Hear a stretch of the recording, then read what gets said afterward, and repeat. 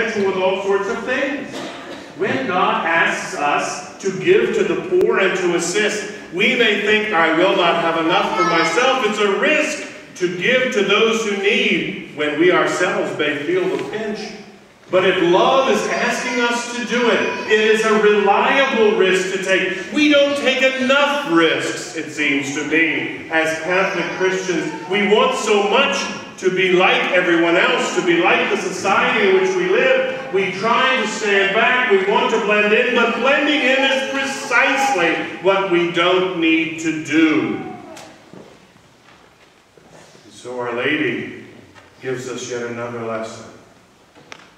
When the risk she took became difficult to understand, she went to another person who was willing to take it too.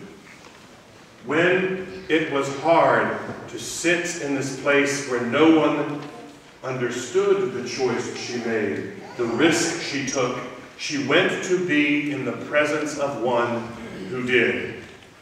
That's why we have church. We can't make the risks for God if we aren't around others who are willing to make them. Being with them, we can't help others do it, our children particularly, our young people, ourselves, if we're not willing to be at least somewhat vocal about allowing that faith to be made manifest here. The time we spend in fellowship, the hands we hold at the Lord's Prayer, the willingness to sing with a voice we don't think means much, may not seem very much of a gift. It's a risk to use that voice. It's a risk to hold out that hand, a risk to stand up and say, hi, I don't know your name, but. Yet taking that risk is reliable because it's the love of God that prompts it so that all of us can practice what it means to make these choices elsewhere. We make choices. We evaluate things. And every choice in the end will be a risk. We become encouraged to do it if we hang with the people like Mary did, who want to make like choices. And so, we look at our lives as we approach this Christmas time. It is a risk to be overtly faith-filled in this season.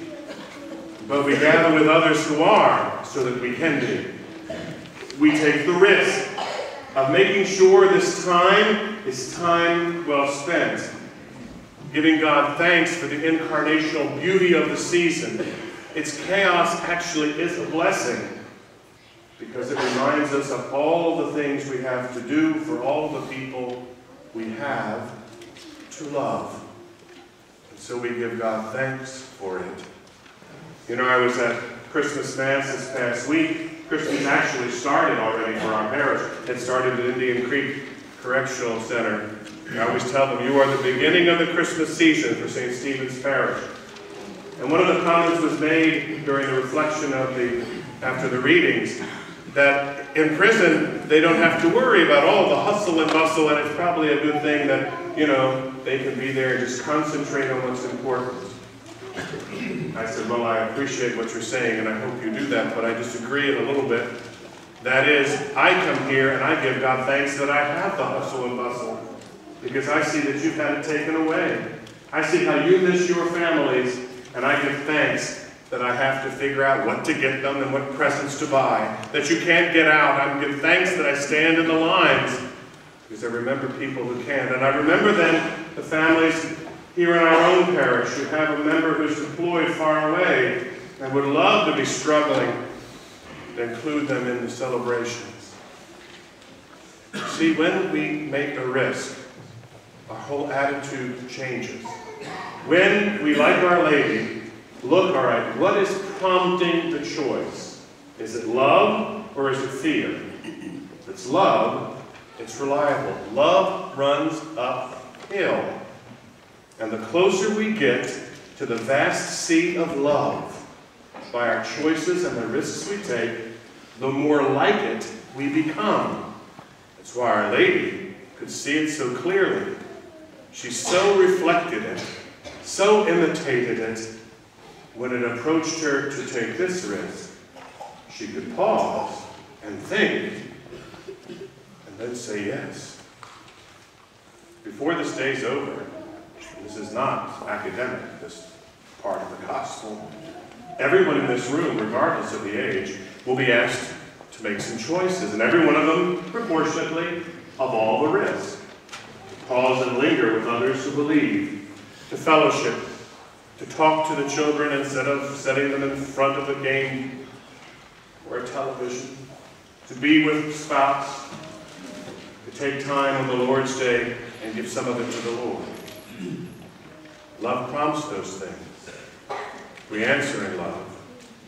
The seed of love moves forward and makes us like the wet wash of love that Bethlehem first experienced when its wave like a tsunami crashed upon that manger.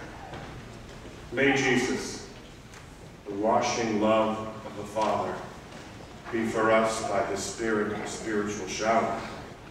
And the risks we take for love are always the right ones for us to choose. May Jesus, who risked everything for us, be praised forever. Amen.